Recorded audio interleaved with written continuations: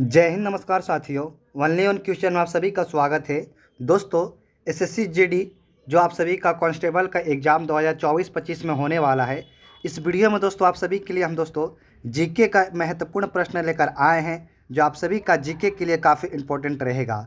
इस वीडियो में दोस्तों हम 4 सब्जेक्ट को कवर किए हैं, जिसमें कि आप सभी को दोस्तों हिस्ट्री से प्रश्न देखने को मिलेगा, पॉलिटिकल साइंस से प्रश्न देखने को मिलेगा, इंडियन ज्योग्राफी से प्रश्न देखने को मिलेगा और लास्ट में इकोनॉमिक्स से प्रश्न देखने को मिलेगा।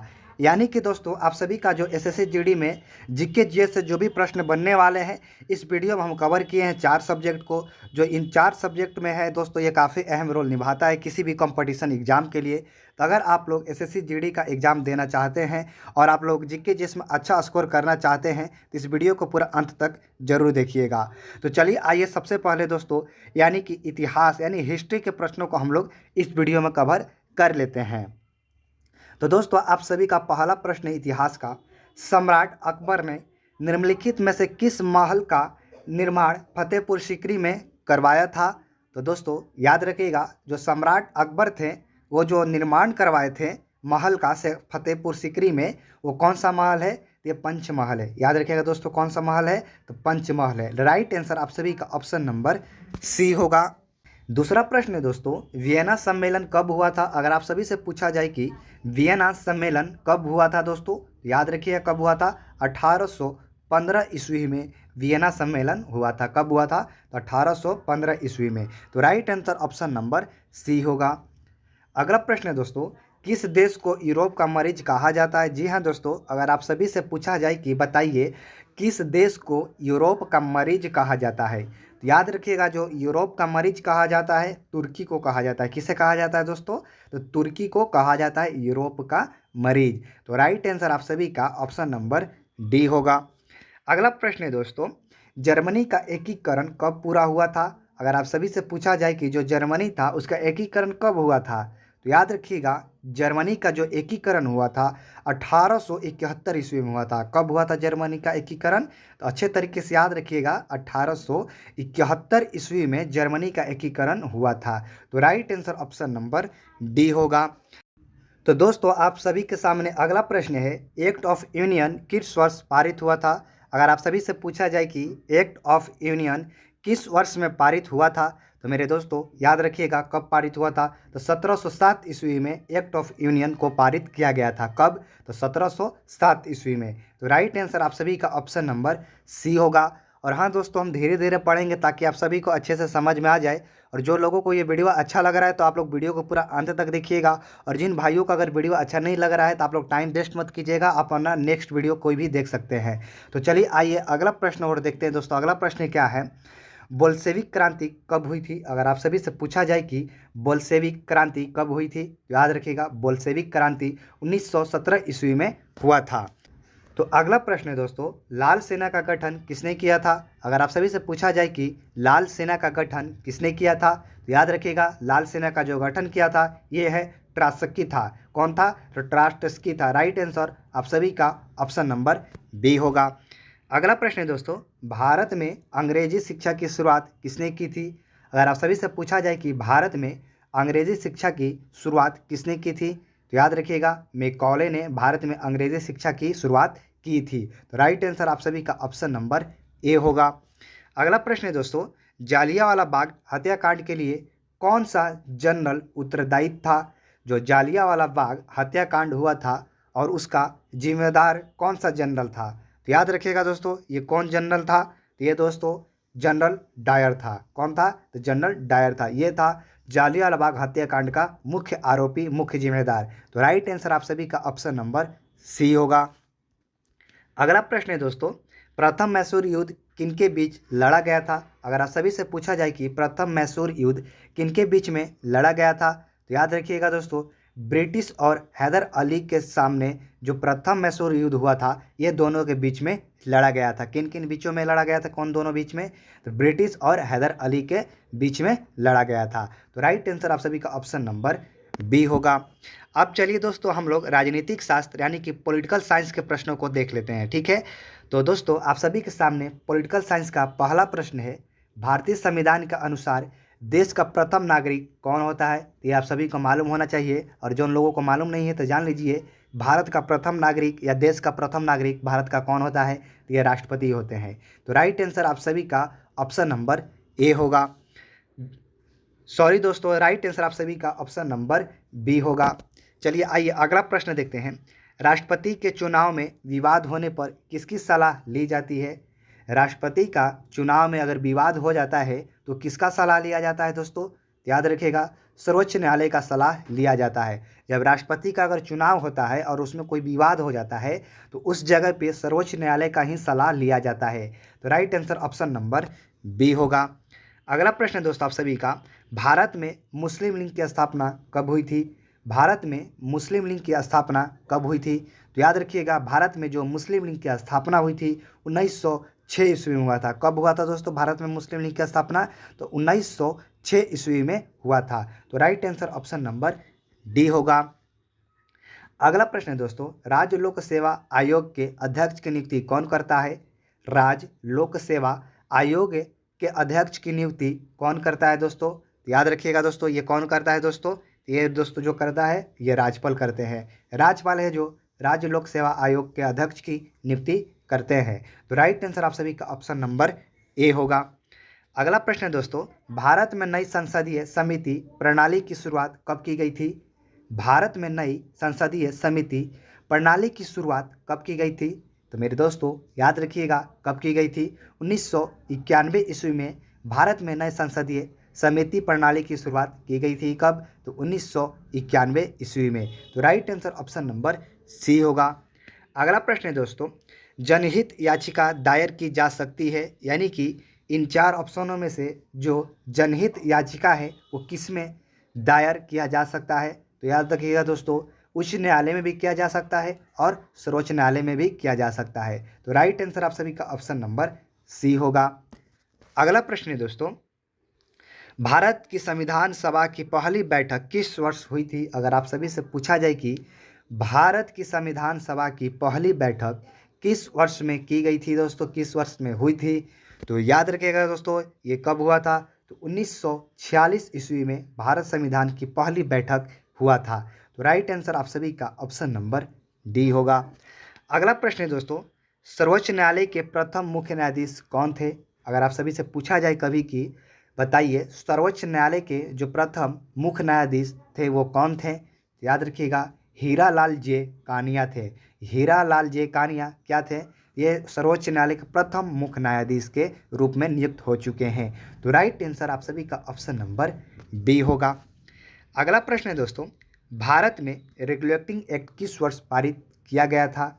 अगर आप सभी से पूछा जाए कि भारत में रेगुलेटिंग एक्ट किस वर्ष में पारित किया गया था, तो याद रखिएगा रेगुलेटिंग एक्ट कब पारित किया गया भारत में? तो 1773 ईस्वी में। कब किया गया था दोस्तों? तो 1773 ईस्वी में भारत में रेगुलेटिंग एक्ट को पारित कर दिया गया था। तो right answer option number B होगा। अगला प्रश्न है दोस्तों, राज्यसभा के लिए नामित प्रथम फिल्म अभिनेत्री कौन थी? अगर आप सभी से पूछा जाए कि राज्यसभा के लिए जो नामित यानी प्रचलित प्रथम फिल्म अभिनेत्री कौन थी, उनका नाम क्या था? तो याद रखिएगा नरगिस दत्त थी। नरगिस दत्त क्या थी दोस्तों? तो राज्यसभा के लिए जो नामित यानी प्रथम फिल्म अभिनेत्री ये नरगिस दत्त थी। तो राइट आंसर आप सभी का ऑप्शन नंबर ए होगा। चलिए दोस्तों, अब हम लोग भारत यानी कि जियोग्राफी यानी कि भारत का भूगोल का प्रश्नों को इस वीडियो में कवर कर लेते हैं, यानी कि इंडियन जियोग्राफी प्रश्नों को इसमें देख लेते हैं। तो भूगोल का दोस्तों आप सभी के सामने पहला प्रश्न है, भू आकृति विज्ञान का जन्मदाता किसे माना जाता है? अगर आप सभी से पूछा जाए कि भू आकृति विज्ञान का जन्मदाता कौन है, किसे माना जाता है, तो ये दोस्तों याद रखिएगा पेशल को माना जाता है। अगला प्रश्न है दोस्तों आप सभी के, सौरमंडल का जन्मदाता किसे कहा जाता है? यानी कि सौरमंडल का जो जन्मदाता है इन चारों में से किसे कहा जाता है, किसे माना जाता है? तो ये दोस्तों सूर्य को कहा जाता है, सौरमंडल का जन्मदाता के नाम से भी जाना जाता है। तो राइट आंसर आप सभी का ऑप्शन नंबर डी होगा। अगला प्रश्न है दोस्तों, अंतरिक्ष में कुल कितने तारामंडल है? जी हाँ दोस्तों, अगर ये बेसिक सा प्रश्न आप सभी के सामने पूछ लिया जाए कि अंतरिक्ष में कुल कितने तारामंडल है बताइए, तो आप लोग कंफ्यूज मत होइएगा। ये कितना है? 89 है, यानी कि 89 टोटल कुल अंतरिक्ष में तारामंडल है? तो राइट आंसर आप सभी का ऑप्शन नंबर डी होगा। अगला प्रश्न है दोस्तों, ब्रह्मांड में विस्फोटित तारा कहलाती है, यानी कि जो ब्रह्मांड है उसमें से विस्फोटित तारा के नाम से कौन कहलाती है इनमें से? तो याद रखिएगा दोस्तों, अभिनव तारा। अभिनव तारा एक ऐसा है जो ब्रह्मांड में विस्फोटित तारा के नाम से भी कहलाती है। तो राइट आंसर आप सभी का ऑप्शन नंबर बी होगा। अगला प्रश्न है दोस्तों, सूर्य से सबसे दूर कौन सा ग्रह है? अगर आप सभी से पूछा जाए सूर्य के सबसे दूर कौन सा ग्रह है इन चार ऑप्शनों में से, तो याद रखिएगा वरुण है जो सूर्य के सबसे दूर है, सबसे दूर पाया जाता है। कौन सा ग्रह? तो वरुण पाया जाता है। अगला प्रश्न है दोस्तों, कौन सा ग्रह सूर्य के सबसे निकट है? वो दूर पूछा था और इसमें निकट पूछ रहा है। तो सूर्य के सबसे निकट ग्रह कौन सा पाया जाता है, कौन सा है? ये बुध है। बुध है ना दोस्तों, ये सूर्य हो गया और सूर्य के जस्ट निकट में कौन सा ग्रह है याद रखिएगा, तो बुध ग्रह है। ठीक है, और दूर पूछे तो वरुण ग्रह है। ठीक है, तो राइट आंसर आप सभी का ऑप्शन नंबर ए होगा। अगला प्रश्न दोस्तों, बुध ग्रह सूर्य का एक चक्कर लगाने में कितना समय लेता है? जो बुध ग्रह है जो कि सूर्य के सबसे निकट है और एक चक्कर लगाने में वो कितना समय लेता है बुध ग्रह सूर्य का एक चक्कर लगाने में? तो याद रखिएगा दोस्तों कितना, 88 दिन का समय लेता है। ये जो बुध ग्रह है ना, बुध ग्रह ये सूर्य का चक्कर लगाने में कितना समय लेता है? तो 88 दिन का समय ले लेता है। तो राइट आंसर आप सभी का ऑप्शन नंबर बी होगा। अगला प्रश्न दोस्तों, सौर मंडल का अत्यधिक तीव्र ग्रह कौन सा है? हमारे सौर मंडल का अत्यधिक तीव्र ग्रह कौन सा है दोस्तों? तो याद रखिएगा ये बुध है। बुध क्या है दोस्तों? तीव्र ग्रह है, यानी कि सबसे ज़्यादा तीव्र ग्रह बुध है सौरमंडल का। तो right answer option number D होगा। अगला प्रश्न है दोस्तों, निम्नलिखित में से किस ग्रह को पृथ्वी का वाहन भी कहा जाता है या जुड़वा भी कहा जाता है? तो याद रखिएगा दोस्तों, पृथ्वी के वाहन के नाम से शुक्र ग्रह को जाना जाता है। याद रखिएगा पृथ्वी का वाहन किसे कहा जाता है? शुक्र ग्रह को कहा जाता है। तो राइट आंसर आप सभी का ऑप्शन नंबर बी होगा। चलिए 10वां प्रश्न देखते हैं दोस्तों, किस ग्रह को शाम का तारा कहा जाता है? जी हाँ दोस्तों, अगर आप सभी से पूछा जाए कि बताइए वो कौन सा ग्रह है जिसे शाम का तारा भी कहा जाता है, तो याद रखिएगा शुक्र ग्रह को दोस्तों शाम का तारा के नाम से भी जाना जाता है। तो राइट आंसर आप सभी का ऑप्शन नंबर सी होगा। चलिए दोस्तों, अब लोग अर्थशास्त्र के प्रश्नों को इस वीडियो में हम कवर कर लेते हैं। तो अर्थशास्त्र इकोनॉमिक्स का पहला प्रश्न आपके सामने ये है दोस्तों, जीडीपी के आधार पर भारत का कौन सा स्थान है?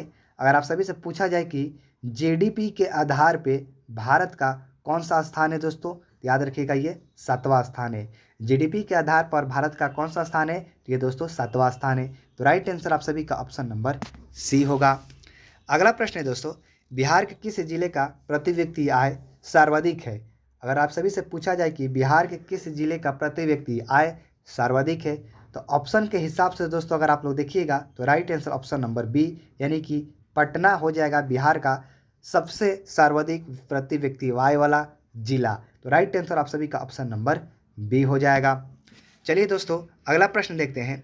तो अगला प्रश्न है, लीची का विश्व में सबसे बड़ा उत्पादन देश कौन करता है? जो लीची है वो विश्व भर में सबसे बड़ा उत्पादन कौन सा देश करता है?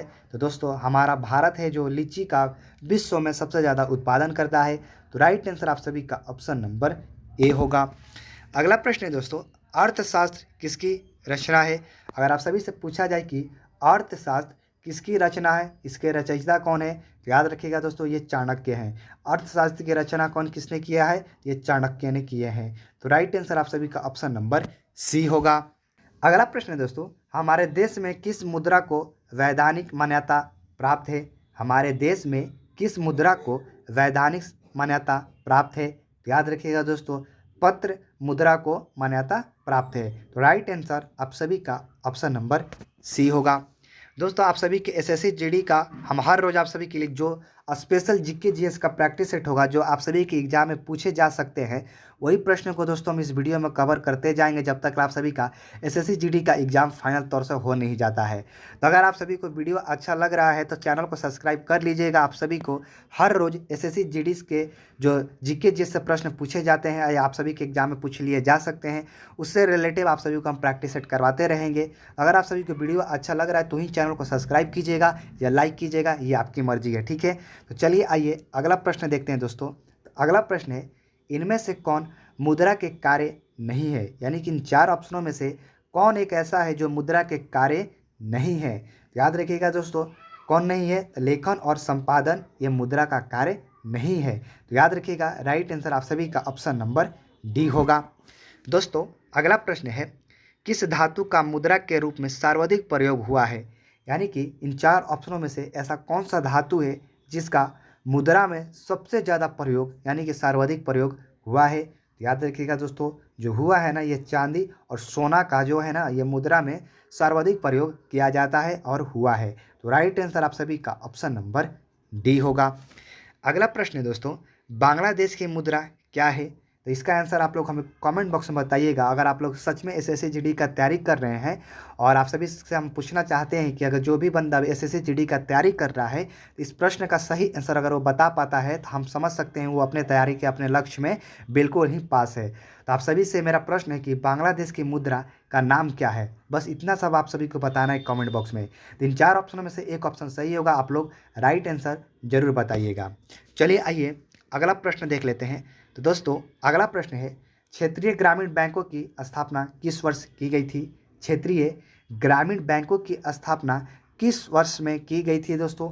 याद रखिएगा, 1975 ईस्वी में क्षेत्रीय ग्रामीण बैंकों की स्थापना किया गया था। कब? तो 1975 ईस्वी में किया गया था। क्या किया गया था? तो क्षेत्रीय ग्रामीण बैंकों की स्थापना की गई थी।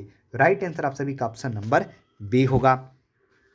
अगला प्रश्न है दोस्तों, भारत की वित्तीय राजधानी किस शहर को कहा जाता है? मोस्ट इंपॉर्टेंट प्रश्न है दोस्तों आप सभी के लिए।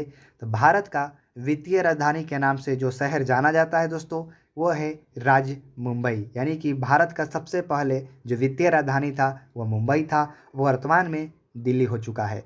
तो ये था दोस्तों आप सभी का एसएससी जीडी का जो मोस्ट इंपॉर्टेंट जीके जिसमें प्रश्न बन सकते हैं, उस सारे प्रश्नों को हम कवर किए हैं। और जब तक आप सभी का एसएससी जीडी का एग्जाम फाइनल तौर से नहीं हो जाता है, हर रोज़ आप सभी को दोस्तों हम प्रैक्टिस सेट लेकर आते रहते हैं और ये प्रैक्टिस सेट नंबर आप सभी का 1 रहेगा। अगर आप सभी को ये वीडियो अच्छा लगा है तो ही वीडियो को लाइक कीजिएगा, चैनल को सब्सक्राइब कीजिएगा।